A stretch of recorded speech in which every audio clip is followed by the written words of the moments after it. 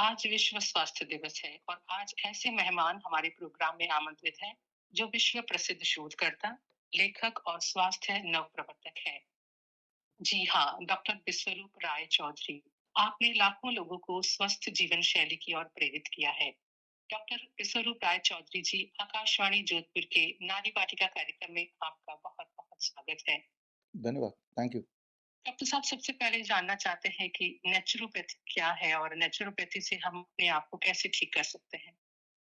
Naturopathy का मतलब है कि नेचर के प्रिंसिपल को यूज़ करते हुए हम अपने आप को ठीक रखें और अगर बीमारी हो ही गई तो हम अपने आप को ठीक कर लें। बल्कि आपको या जो लोग सुन रहे हैं उनको जान के आश्चर्य होगा कि यही एक तरीका है अपने आप को पूरी तरह ठीक करने का। और कोई तरीका है ही नहीं दुनिया में, ना कोई दवाई ना कोई तरीका। जब हम नेचर से अपने आप को अलाइन करते हैं तो हमारी बॉडी सेल्फ हीलिंग करती है। इसी को नेचुरोपैथी बोलते हैं। जी, तो नेचुरोपैथी से हम अपने आप को कैसे हील कर सकते हैं? हाँ, नेचुरोपैथी से फॉर एग्जांपल मान लो आजकल की जो मुख्य बीमारियां हैं, चाहे वो डायबिटीज़ है, हाइपरटेंशन है, हार्ट डिजीज़ है, क्रॉनिक किडनी फेलियर है, मोटापा है, जॉइंट पेन है, ये सारी मुख्य बीमारियां हैं। अब जी, अब मान लो ये जो जो भी मुझे सुन रहे हैं और अगर इनमें से किसी बीमारी से वो ग्रस्त हैं तो नेचुरोपैथी का मतलब नेचर से लाइन करना। तो उसका पहला सिद्धांत है what we call as time as medicine.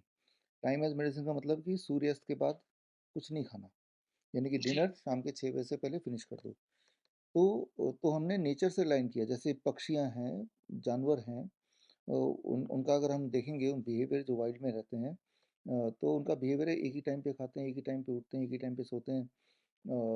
तो ठीक उसी प्रकार जैसे ही आप अपने खाने के टाइमिंग को चेंज करते हैं तो सिर्फ एक इस बदलाव से हमने देखा है कि with in A weeks time blood sugar है, ब्लड प्रेशर है, जॉइंट पेन है, जॉइंट पेन में 10 से 15 दिन भी लग सकते हैं, मोटापा 1 महीने में करीब 4-5% कम हो जाता है सिर्फ एक चीज़ से। तो ये होगी पहली बात, कि नेचर से हमने अलाइन किया।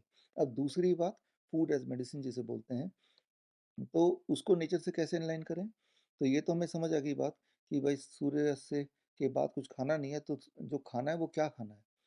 जिस फॉर्म में नेचर ने खाने को प्रोड्यूस किया है उस जी, फॉर्म को बिना ज़्यादा चेंज किए या बिल्कुल भी चेंज ना करके वैसे का वैसे अगर हम खाते हैं जैसे बाकी जानवर करते हैं, जैसे फ्रूट्स हमने खाए as a breakfast, vegetable, raw vegetables, टमाटर, खीरा, मूली, गाजर, ककड़ी, मटर, सलाद पत्ता, लाल पीली हरी शिमला मिर्च, प्याज वगैरह, कई सारे वेजिटेबल्स ऐसे हैं जो कि इंसान कच्चा खा सकता है।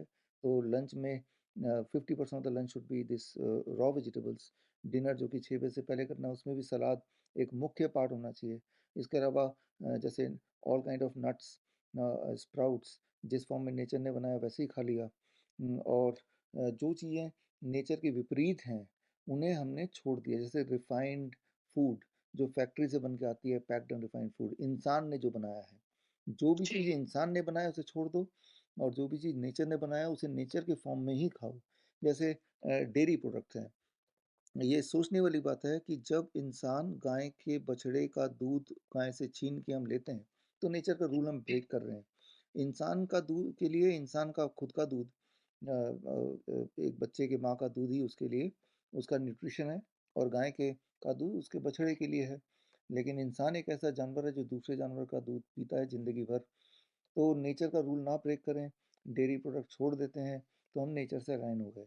जितनी बातें मैंने अभी बताई हैं तो ये जब हम करेंगे तो हम नेचुरोपैथी कर रहे हैं। एक आखिरी चीज़ है कि आप देखेंगे दुनिया में जितने भी जीव हैं, चाहे वो प्लांट हो, बर्ड हो, एनिमल हो, या फिर मान लो मछलियाँ भी हों, हर प्राणी ज़मीन से जुड़ा हुआ है। ग्राउंडिंग बोलते हैं इसको। एक पेड़ भी ज़मीन से ही जुड़ा होता है अनलेस कि हम उसको पॉट में अलग कर दें। मछली पानी में रहती है तो ही ग्राउंडेड रहती है। ग्राउंडेड मतलब कि अर्थिंग। जिस तरह से हमारे जितने भी इलेक्ट्रिकल चीज़ें हैं घर पे, चाहे वो लाइट है, चाहे वो फ्रिज है, चाहे एसी है, वो सब ग्राउंडेड होती हैं, अर्थिंग लगा होता है। वैसे ही जैसे हम नंगे पैर घास में मिट्टी में चलते हैं तो हम ग्राउंडेड हो जाते हैं, हमारी वोल्टेज उस वक्त साइंटिफिकली शून्य हो जाती है और तब हमारी इम्यूनिटी पीक पे होती है। तो जी, तीन तीन बातें मैंने बताई, don't eat after sunset and nature की फूड को बिना डिस्टॉर्ट किए आपको वैसे का वैसे ही लेना है and third and the most important thing, be grounded. ज़मीन से जुड़ के रहना है, नंगे पैर रोज, जितना ज़्यादा हो सके उतना। जैसे ही ये तीन चीज़ें करते हैं, हमने तो देखा है हज़ारों हज़ारों पेशेंट्स में उनकी जो दिक्कतें हैं, चाहे वो सूजन है बॉडी में वो कम होने लगती है, वीकनेस है वो जाने लगती है, ब्रेथलेसनेस वो कम होने लगता है, नॉन हीलिंग अल्सर है तो वो ठीक होने लगता है, पाचन में कोई दिक्कत है, डाइजेशन में प्रॉब्लम है, कॉन्स्टिपेशन है, वो एकदम से 2-3 दिन में वैनिश होने लगता है। तो ये तीन छोटी छोटी बातें जब इंसान करता है तो वो समझ जाएगा कि मैं नेचुरोपैथी कर रहा हूँ, अलाइनिंग विद द नेचर। इसका विपरीत करेंगे, जैसा अभी होता ही है, रात के 10 बजे खाना खा रहे हैं, 11 बजे 12 बजे मिडनाइट तक ही खाते जा रहे हैं, तो ये नेचर के रूल को ब्रेक कर दिया। या दूसरा, refined food, packed food, cook food ही खा रहे हैं, रॉ वेजिटेबल्स फ्रूट्स को छोड़ दिया, नेचर के रूल को ब्रेक कर दिया। तीसरी चीज़ जो सबसे महत्वपूर्ण है, आपने देखा होगा, अगर किसी से पूछते हैं कि आखिरी बार कब अपने ज़मीन को छुआ, नंगे पैर घास में मिट्टी में चले या खड़े रहे, तो किसी को याद ही नहीं आएगा। तो ज़मीन से जुड़ना ज़रूरी है। तो जब हम नेचर के ये तीनों रूल ब्रेक करते हैं, तब हमारे बॉडी में डिसऑर्डर्स या डिजीज़, हार्मोनल इम्बैलेंस आने लगता है, आ ही जाता है। जैसा कि आपने कहा कि दूध जो है वो नहीं लें, डेयरी प्रोडक्ट नहीं लें, लेकिन सदियों से जो गाँव में है दूध, दही, मट्ठा, घी, मक्खन ये हमारे खाने-पीने का आधार रहा है। तो सडन ये क्या हो गया कि हम ये मानते हैं कि अब दूध दूध से बनी चीज़ें नहीं लेनी चाहिए? हाँ, देखिए, इंसान जो है वो नेचर से बड़ा नहीं है। इंसान का कोई ना कोई एक पास्ट की एक्शंस हो सकते हैं, बट कभी भी हम ये ना माने कि इंसान नेचर से या सृष्टि से ज़्यादा बड़ा हो गया क्योंकि वो एक पर्टिकुलर चीज़ पर्टिकुलर तरीके से ज़माने से करता आ रहा है। तो जितने भी प्राणी हैं, सब प्राणी के लिए नेचर ने दूध बनाया है उसके अपने शिशु के लिए। और ऐसे में इंसान अकेला ऐसा कर रहा है कि ज़माने से कर रहा है। आपने बताया गाँव-गाँव में कि अपने फ़ायदे के लिए गाय का दूध पी रहा है, तो बछड़े को दूध नहीं मिल रहा है। और वो दूध जो बनता है, अगर साइंटिफिकली बात करें, तो गाय के दूध का जो ग्रोथ हार्मोन अगर देखें, तो वो इंसान के दूध के ग्रोथ हार्मोन से करीब 10 से 15 गुना ज़्यादा है। इसीलिए एक बछड़ा 6 महीने में 100 केजी का हो जाएगा। एक इंसान का बच्चा 100 केजी के होने के लिए कई साल लग जाएँगे या हो ही नहीं पाएगा। तो जब हम किसी और प्राणी का दूध अपने बॉडी में डालेंगे, तो वो हमारे बॉडी में कई तरह का ऑटोइम्यून डिजीज़ प्रोड्यूस करता है, जो अभी सिद्ध हुआ है, पहले सिद्ध नहीं था उतना। तो जिससे हमारे बॉडी में बीमारी आना तेज़ी से बढ़ता है। और रहा सवाल कि पहले के ज़माने में, जैसा आप बोल भी रहे हैं, गाँव में जी। अभी भी लोग लेते हैं, और ऐसा नहीं कि वो लोग सब बीमार पड़ गए हैं, या हमसे पहले 100 साल पहले भी दूध पिया ही जाता था, अभी पीते हैं। तो वो 100 साल पहले भी लोग हेल्दी रहते थे दूध पीने के बावजूद भी, या दूध पीने की वजह से, ऐसा कुछ भी बोल सकते हैं।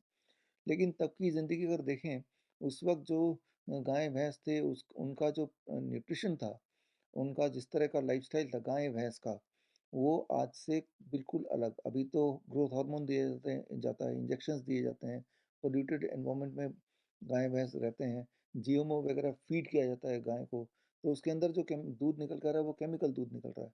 उस वक्त हमारे जो परदादा थे, वो उनका आप देखेंगे 8 से 10 घंटे तो वो धूप में खुद ही रहते थे।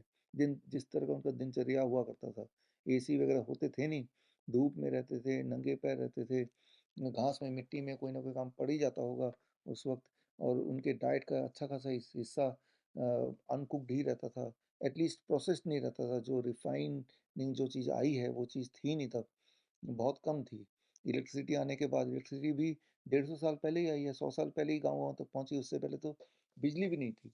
जब बिजली जी। नहीं थी तो इंसान जल्दी ही सो जाता था, जल्दी खा के सनसेट से पहले ही, उसके बाद तो अंधेरा होने वाला है, और सनराइज के साथ उठ भी जाता था।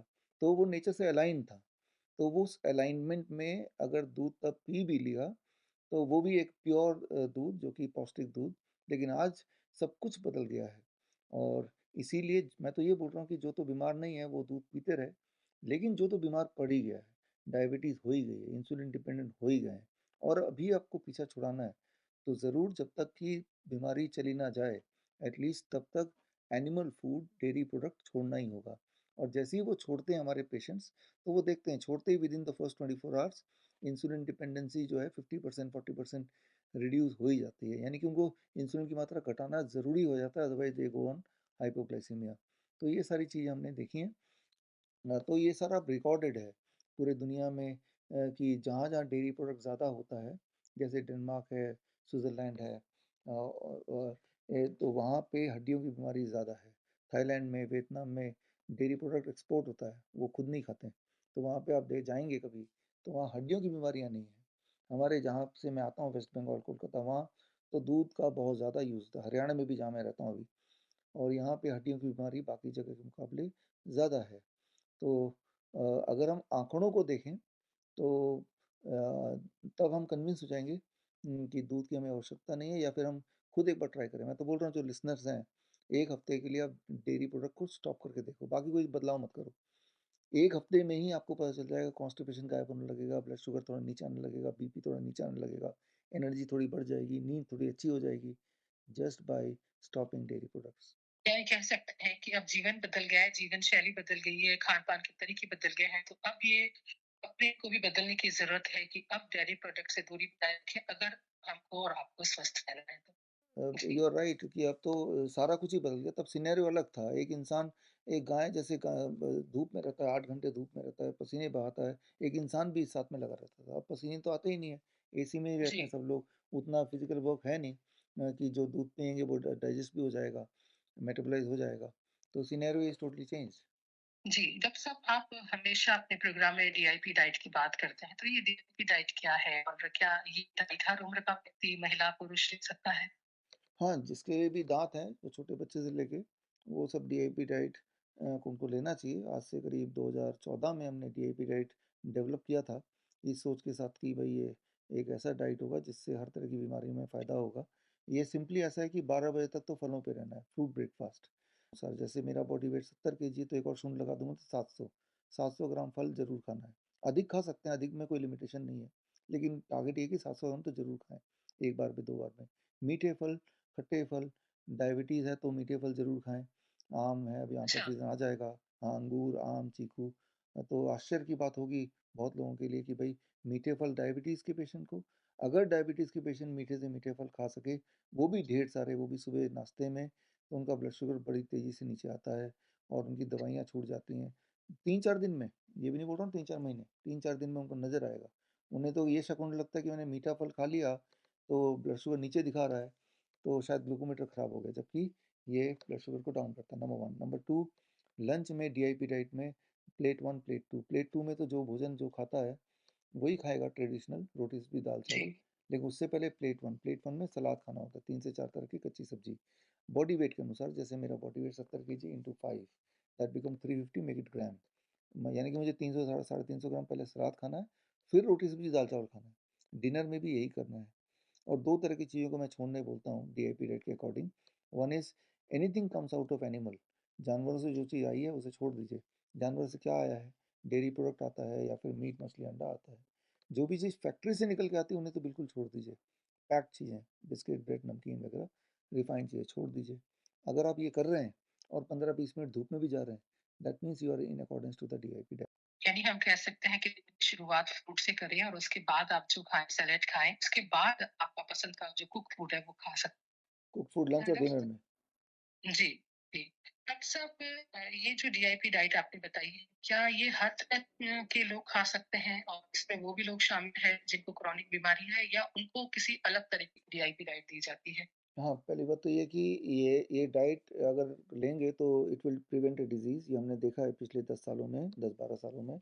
और जिनको बीमारियां हो जाती हैं, जो जैसे कैंसर है या लिवर फेलियर है, हार्ट फेलियर है, वो जब डीआईपी डाइट लेने लगते हैं तो हमारे पास आंकड़े हैं, ऑब्जर्वेशन स्टडीज़ हैं हमारे पास, केस स्टडीज़ हैं, तो उनकी बीमारी ठीक होने लगती है। तो अब डीआईपी डाइट, लेकिन उनको थोड़ा मॉडिफाई करके हम देते हैं। डीआईपी डाइट भी 7 प्रकार का, उनमें से जो सबसे पॉपुलर स्टैंडर्ड डीआईपी डाइट वो मैंने आपको बताया। मान लो कोई ओरल कैंसर का पेशेंट है, वो चबा ही नहीं सकता, अब उसको सलाद खाने बोलेंगे तो नहीं ले पाएगा, तो सलाद की जगह स्मूदी कर देंगे, सुबह का फ्रूट की जगह फ्रूट स्मूदी कर देंगे, सॉफ्ट, तो उसे ये सॉफ्ट डीआईपी डाइट बोल देंगे।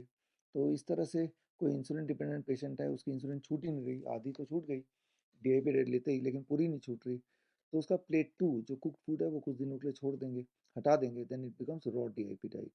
इस तरह से डीआईपी डाइट को थोड़ा सा चेंज करते हैं बेस्ड ऑन पेशेंट्स नीड। जी। तो श्रोताओ, अगर आपने अभी-अभी अपना रेडियो ट्यून किया है, तो आपको बता दें कि आज हमारे जो मेहमान हैं, वो है डॉक्टर विष्णुरूप राय चौधरी, जो प्राकृतिक जीवन शैली और नेचुरोपैथी को लेकर अपनी एक अलग पहचान रखते हैं। अच्छा, आप ये बताएं कि डीआईपी डाइट और इंटरमिटेंट फास्टिंग में क्या अंतर है? इंटरमीडिएट फास्टिंग तो ये है कि जो मैंने अभी बताया थोड़ी देर पहले कि डोंट ईट आफ्टर जी, सनसेट। अब सूरज के बाद आपने कुछ खाया नहीं, अगले दिन सुबह 8 बजे ही कुछ खाया, ब्रेकफास्ट शुरू किया, तो एक तरह से आप 14 घंटे नहीं खा के रह रहे हैं। हर 24 घंटे में से 10 घंटे में खा रहे हैं, that is 8 AM to 6 PM और 7 PM, और 13-14 घंटे कुछ खा नहीं रहे हैं, तो इंटरमीडिएट फास्टिंग हो गया, मतलब जी, रिस्ट्रिक्टेड ईटिंग हो गया। तो यही intermediate fasting, a part of the day जब आप कुछ नहीं खा रहे हैं, दैट इज इंटरमीडिएट फास्टिंग। तो ये हमारे डीआईपी रेट का से अलाइन ही होता है। हम तो बोलते हैं जो to prevent a disease, eat between 8 AM to 8 PM, थोड़ी फ्लेक्सिबिलिटी देते हुए, चलो भाई शाम के 8 बजे से पहले डिनर कर लो, and 8 PM to next day 8 AM, यानी कि 12 घंटे कुछ मत खाओ, तो आप फास्टिंग में हैं, पानी पी सकते हैं बस, कुछ खाओ मत। तो ये वही फास्टिंग हो गया। जी, यानी आप 16 घंटे की फास्टिंग नहीं कर सकते, तो आप थोड़ा कम से शुरुआत करें, 12 से शुरुआत करके 12 घंटे से 13 घंटे, 13 घंटे से 14, तब 16 तक आ जाए, तो आपकी बॉडी जो है अपने आप खुद को हील करेगी। यस। डॉक्टर साहब, ये प्रोग्राम हम महिलाओं का है, तो महिलाएं अक्सर एनीमिक पाई जाती है, विशेष रूप से महिलाएं किस तरह की डाइट लें ताकि उनको किसी तरह की बीमारी या परेशानी ना हो? जितनी बातें अभी बताई, तीन चीज़ें हैं। One is time of eating, second is the diet, DIP diet, third grounding बहुत इंपॉर्टेंट है, फोर्थ सनलाइट बहुत इंपॉर्टेंट है। अगर भरपूर सनलाइट में जाएंगे करीब आधे घंटे 25-30 मिनट रोज, तो जो एनीमिक की आपने बताया, हीमोग्लोबिन ड्रॉप हो जाता है, हार्मोनल इम्बैलेंस हो जाता है, पीसीओडी वगैरह की प्रॉब्लम हो जाती है, ये सारी ठीक हो सकती हैं। टू ऐड टू इट, एक काम और जोड़ सकते हैं, red and green juice. Red मतलब चुकंदर का जूस या टमाटर का जूस, ग्रीन मतलब पालक का जूस। तो एक कोल्ड प्रेस जी, जूसर उनको खरीदना चाहिए, 10-15 हज़ार का तो आ ही जाता है, और उसमें पालक या चुकंदर दोनों में से जो उनको मिल जाए, या बदल बदल के रोज़ एक गिलास खाली पेट पी लें, ब्रेकफास्ट के साथ ही, ब्रेकफास्ट से पहले ही। तो फिर याद रखिए, जो ग्रीन जूस है इसे साइंटिफिकली ग्रीन ब्लड भी बोलते हैं, क्योंकि इसका जो जी, केमिकल स्ट्रक्चर है वो हीमोग्लोबिन के केमिकल स्ट्रक्चर से काफ़ी मैच करता है। तो बस इतना अगर ऐड कर लें, जितनी बातें मैंने अभी बताई, sunlight is very very important, तो ये सारी जो दिक्कतें हैं ये रह नहीं सकती हैं। पीरियड्स में बहुत सारी दिक्कतें आती हैं, पेनफुल जी। होता है, लंबा चलता है पीरियड्स, तो वो 1-2 महीने में नॉर्मलाइज हो ही जाता है, when they follow these simple rules. यानी जितनी भी महिलाओं की समस्या है, वो इस तरह की डाइट को फॉलो करते हैं, तो वो समस्याएं दूर हो सकती है, चाहे वो डेफिनेटली। किसी भी तरह की समस्या हो। डेफिनेटली। जो हम फास्टिंग की बात कर रहे हैं, चाहे पूरे दिन की फास्टिंग या 16 घंटे की फास्टिंग, तो कई लोग कहते हैं कि ये फास्टिंग महिलाओं के लिए नुकसानदायक है, इसके अंदर न्यूट्रिशन डेफिशिएंसी हो जाती है, तो क्या ये मिथ है, ये सत्य है? मैं तो बोलता हूँ कि 12 से 14 घंटा इज़ एनफ। सनसेट के बाद नहीं खाएंगे, क्योंकि खाना ही नहीं चाहिए किसी को भी, और अगले दिन सुबह 7-8 बजे ही खाएंगे, तो 13-14 घंटे का हो गया, इतना भरपूर है। लेकिन जो आप 16 घंटे बोल रहे हैं, वो हम नॉर्मली जो कैंसर के पेशेंट होते हैं, ओरल कैंसर है, ईसोफेगल कैंसर है, उनको ज़रूर हम 16 घंटे की फास्टिंग में रखते हैं कुछ समय के लिए। अदरवाइज 12 घंटे आइडल है, कि 12 घंटे के ब्रैकेट में खाया, 8 AM to 8 PM या 7 PM, और उसके बाद अगले दिन सुबह खाया। इतना एक बैलेंस्ड है, अनलेस कि कोई अगर किसी को स्टमक की अल्सर ही हो गया, या पाइल्स हो गया, या ओरल कैंसर हो गया, तो तब कुछ दिनों के लिए 16 घंटे की फास्टिंग बोलते हैं, और जब वो ठीक हो गया, दोबारा 12-14 घंटे की फास्टिंग इज एनफ। कोई स्वस्थ इंसान है, कोई महिला है और पुरुष स्वस्थ है, तो वो 12 घंटे की फास्टिंग एनफ है। एनफ है। कोई महिला गर्भवती है, तब भी क्या वो इस तरीके की डाइट को फॉलो कर सकती है? उसके गर्भ में पलने वाले बच्चे को, मतलब वो उसकी भी ग्रोथ अच्छी होगी? हाँ, तब तो और ज़रूरी है। पहली बात तो ये है कि अगर आप मान लो कोई प्रेग्नेंट वुमेन किसी हॉस्पिटल जाती है, यूँ ही चेकअप करने से, तो सबसे पहले भरा रहता है कि पेशेंट का नाम, उसमें वो अपना नाम लिखती है। पहली बात तो हमें समझना चाहिए, pregnancy is not a disease, एक जी, नेचर का एक नेचुरल प्रोसेस है, तो उसे जी, नेचुरल ही रखना है। तो जितनी सारी बातें मैंने अभी तक बताई हैं, ये नेचर से अलाइन्ड है। तो प्रेग्नेंट वुमेन को तो ये और स्ट्रिक्टली फॉलो करना चाहिए, क्योंकि नेचर से अलाइन जब करेंगे, तो जो भी खाएंगे ये समझना होगा कि सनसेट से पहले जो भी चीज़ हम खाते हैं, बॉडी उसका न्यूट्रिशन काफ़ी अच्छी तरह से एक्सट्रैक्ट कर लेता है, और सनसेट के बाद जो वही वही चीज़ अगर खाएंगे, तो वो बॉडी में एकुमुलेट होगा, वही ट्यूमर बनाएगा, सिस्ट बनाएगा, ब्लॉकेज बनाएगा, स्टोन बनाएगा। तो इससे आपको समझना होगा the same food before sunset, यानी कि सूरज से पहले, वो आपके लिए अमृत का काम कर सकता है। एंड आफ्टर सनसेट, मान लो 10 बजे रात के खाना खाते हैं वही वाला, तो वो आपके लिए नुकसानदेह हो सकता है। तो डेफिनेटली अगर कोई प्रेग्नेंट है तो ये तो और ज़्यादा स्ट्रिक्टली, क्योंकि आप जो वो खा रहे हैं सिर्फ अपने लिए नहीं खा रहे हैं, वो आने वाले बच्चे के लिए भी खा रहे हैं। कई सारे ऐसे फूड होते हैं, फूड जैसे या बाजार में जो फूड मिलते हैं, ब्रेड वगैरह है, तो उनके लिए कहा जाता है कि ये फास्ट एनर्जी गिविंग फूड है। तो अगर फास्ट एनर्जी हमको उनसे मिलती है, तो क्या कभी-कभी आप रिकमेंड कर सकते हैं उसको? हाँ, पहली बात तो फास्ट गिविंग नहीं है। दुनिया में सबसे फास्टेस्ट जो एनर्जी देती है वो है फ्रूट्स, फल। फल जब जी, आप खाएंगे, जो लोग सुन रहे हैं और सुबह जिनको फल खाने की आदत नहीं है, आप कितना भी पेट भर फल खा लो, 1 घंटे के अंदर आपको भूख लगेगी ही लगेगी। इसका मतलब विद इन एन आवर जो भी आपने खाया वो स्टमक से निकल के बॉडी के कोने कोने तक पहुंच के यूटिलाइज भी हो ही गया। तो ऑन द कॉन्ट्रेरी, मान लो ये ब्रेड है, बिस्किट है, ये जब खाएंगे तो डकार वगैरह आएगा, कॉन्स्टिपेशन वगैरह होगा, वो स्टमक में अटक के रह गया। तो जी, एक्चुअली जो फास्ट फूड तो नाम पड़ा हुआ है, ये बॉडी के प्रोसेस को तो स्लो कर ही देता है, इवन बाउल मूवमेंट को भी स्लो कर ही देता है। तो अगर आपको इंस्टेंट एनर्जी चाहिए तो फ्रूट्स खाएं, वो 20 मिनट्स से 40 मिनट्स के अंदर पूरा मेटाबोलाइज हो ही जाता है। इन कंपैरिजन टू जो पैक्ड एंड रिफाइंड फूड है, वो तो अक्सर मेटाबोलाइज होता ही नहीं है, पेट में ही पड़ा रहता है, उसकी डकार भी आती रहती है, फिर कॉन्स्टिपेशन होता है, ब्लोटिंग हो जाती है, और इसका मतलब बॉडी उसको यूज़ नहीं कर पाया, बॉडी पे वो थोड़ा भारी पड़ गया। फास्ट फूड, वो फास्ट फूड जो बोलते हैं ये लोग, ब्रेड बोलते हैं या पिज़्ज़ा वगैरह, इनको तो प्रोसेस करने में, शुरू से बनाने में बहुत टाइम लगा, वो स्लो फूड है, बॉडी को भी हजम जी। करने में बहुत टाइम लगने वाला है। तो ये तो स्लो फूड हुआ है, फास्ट फूड तो हुआ ही नहीं किसी भी रूप में। फास्ट आपका सत्यानाश करेगा, इस तरह से फास्ट फूड है ये। के समय में देखें तो बहुत सारी बीमारियां बढ़ रही है। आज लोग बहुत अवेयर हो गए हैं, अपने हेल्थ के प्रति ध्यान भी रख रहे हैं। लेकिन अभी जो सबसे ज्यादा समस्या बढ़ रही है वो है साइकोसोमेटिक, यानी मानसिक परेशानियां, स्ट्रेस, एंग्जाइटी है, तनाव है। तो इनसे कैसे मुक्त हुआ जाए नेचुरोपैथी से? हाँ, देखिए जितना हम नेचर से दूर जाएंगे उतना मेंटल स्ट्रेस बढ़ेगा। आज के लोग आप देखिए पिछले 5-7 साल से ऑनलाइन वगैरह, कि 10 मिनट में खाना आपके टेबल पे आ जाएगा, घर पे आ जाएगा। इंटरनेट के ज़रिए एंटरटेनमेंट, रात के 2 बजे मन किया तो एंटरटेनमेंट है। आज से 20 साल पहले की बात करते हैं, 30 साल जब मैं स्कूल में जाया करता था, 40 साल पहले, तब तो दूरदर्शन होता था, 9 बजे तो वो खुद ही बंद हो गया, सिनेमा हॉल भी बंद हो जी, गए, रेस्टोरेंट भी बंद हो गए, we are force to be aligned with the nature. लेकिन आजकल कभी भी आप खाना मंगा के खा सकते हो, कभी भी एंटरटेन कर सकते हो, वर्क फ्रॉम होम है, तो रात को भी काम कर लिया। तो जैसे जैसे हम नेचर से अलग होते जा रहे हैं, जैसे जैसे टूवर्ड्स द नाइट हम शिफ्ट हो रहे हैं, चाहे हमारा काम, चाहे हमारा एंटरटेनमेंट, चाहे हमारा खाना, वैसे वैसे बीमारियां बढ़ रही हैं। खास तौर पे पिछले 5-7 साल में, जबकि डेटा वगैरह काफ़ी फास्ट भी हो गया, सस्ता भी हो गया, और ऑनलाइन का काम बढ़ भी गया।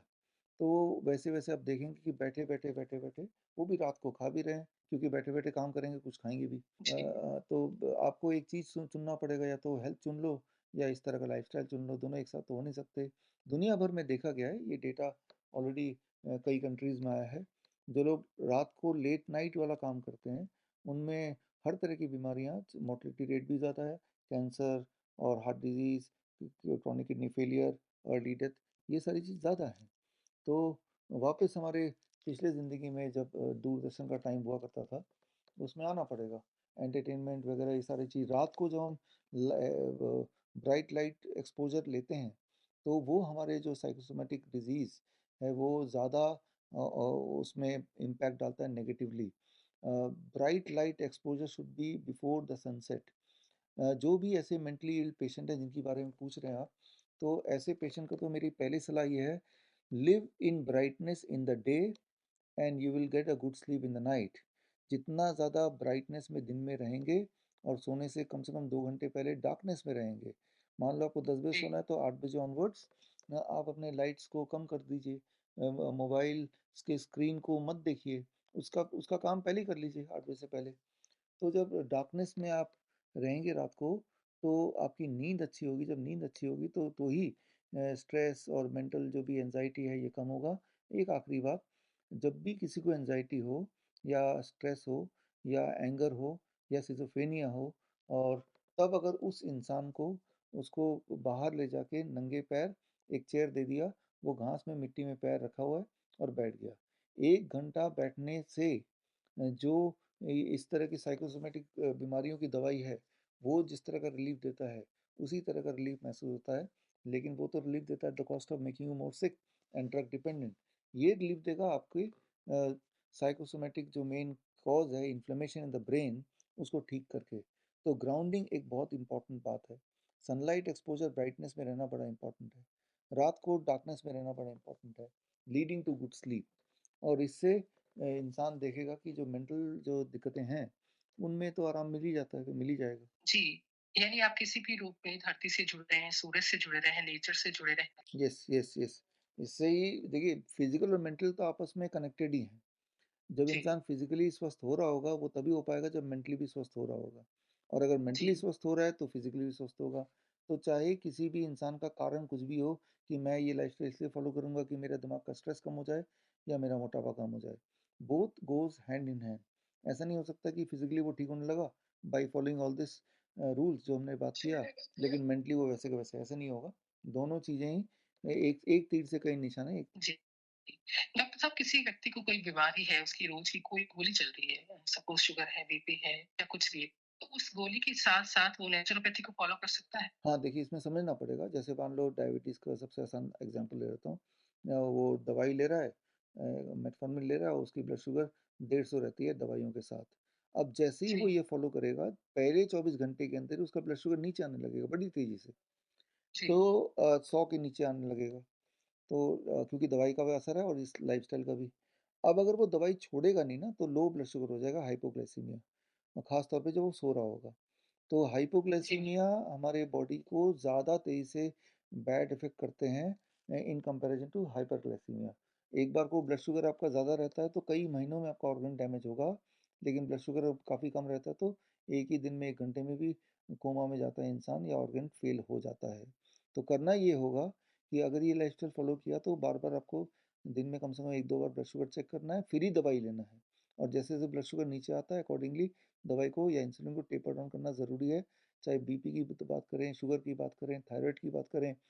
अगर नहीं करेंगे तो हाइपोग्लाइसीमिया हो जाएगा, हाइपोटेंशन हो जाएगा, हाइपोथायराइड की जगह हाइपरथायराइड हो जाएगा, उल्टी बीमारी हो जाएगी। तो इसीलिए दवाई को धीरे धीरे टेपर डाउन करना इन अकॉर्डेंस टू जैसे जैसे ब्लड शुगर, ब्लड प्रेशर या TSH वगैरह नीचे आता है, अकॉर्डिंगली दवाई को कम करना ज़रूरी है। वैसे भी दवाई के साथ कोई हेल्दी रह नहीं सकता, क्योंकि दवाई आपके बॉडी में बाकी जो हार्मोन्स हैं उनमें इम्बैलेंस क्रिएट कर ही देता है।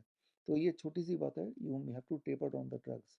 और ये जो डाइट जब लेंगे तो जाहिर सी बात है आपने कोई डेयरी प्रोडक्ट लिया नहीं, एनिमल फूड लिया नहीं, यानी कि आप कोई कोलेस्ट्रॉल भी नहीं खा रहे हैं। प्लांट बेस्ड फूड में कोलेस्ट्रॉल ज़ीरो होता है। जब आप कोई कोलेस्ट्रॉल खा नहीं रहे हैं तो इसका मतलब आपका बॉडी में वही कोलेस्ट्रॉल है जो बॉडी खुद बना रही है। तो बॉडी जी, कभी भी ज़िंदगी में एक्सेस कोलेस्ट्रॉल नहीं बनाती है। जिनका कोलेस्ट्रॉल बढ़ा होता है वो इसलिए बढ़ा होता है कि वो खा भी रहा है, डेयरी प्रोडक्ट फॉर एग्जांपल। अब जब वो खा ही नहीं रहा तो कोलेस्ट्रॉल तो बढ़ेगा नहीं। ऐसे में कोलेस्ट्रॉल की गोली भी लेगा तो उसकी कोलेस्ट्रॉल डेंजरसली लो हो जाएगा। याद रखिए, लो कोलेस्ट्रॉल हो जाने से ज़्यादा दिक्कतें हैं in comparison to high cholesterol से। हमारे बॉडी के हर सेल्स जब बनते हैं तो वो कोलेस्ट्रॉल उसका आउटर लेयर में आता है। हर हार्मोनल चेंज जब होता है, कोई या बाल, नाखून, हर जगह कोलेस्ट्रॉल है। तो कोलेस्ट्रॉल एक इम्पॉर्टेंट पार्ट है हमारी लाइफ का।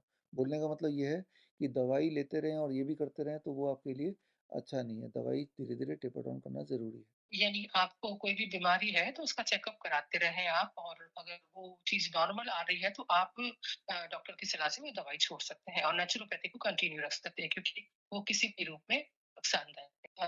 डॉक्टर साहब, आज विश्व स्वास्थ्य दिवस है, तो आप सभी को क्या प्रेरणा देना चाहेंगे ताकि भारत के सभी लोग बीमारियों से मुक्त रहें?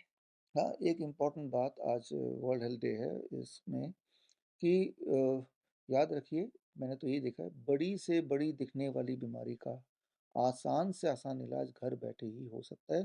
तो मेरी आप सबसे आज के दिन यही एक मैसेज है, बी योर ओन डॉक्टर। अपना डॉक्टर खुद बनिए। अपने डॉक्टर बनने के लिए कोई मेहनत की ज़रूरत नहीं है, नेचर से अलाइन होने की ज़रूरत है, जैसे बाकी पशु पक्षी करते हैं। एक शेर भी जब बीमार पड़ता है ना तो वो मांस खाना छोड़ देता है, वो पत्ते ही खाता है। आपके घर में जो कुत्ता है वो भी जो बीमार पड़ता है वो सीधे जाके, या बिल्ली पत्ते खाते हैं और बाकी फूड खाना छोड़ देता है, घास में लौटता है और वो उल्टी करता है 1-2 बार, वो ठीक हो जाता है, फिर दोबारा से जो भी उसका मालिक खिलाता है वो खाने पे आ जाता है। तो नेचर से अलाइन होने के लिए कोई डिग्री लेना हो, कोई पढ़ाई करनी हो, वो ज़रूरी नहीं है। नेचर को ऑब्ज़र्व करेंगे तो उसी पैटर्न को फ़ॉलो करेंगे, जो कि हम भूल चुके हैं, तो ही आप अपना डॉक्टर बन सकते हैं। या फिर जितनी सारी बातें आज हमने डिस्कस की, इन्हीं से शुरुआत करेंगे।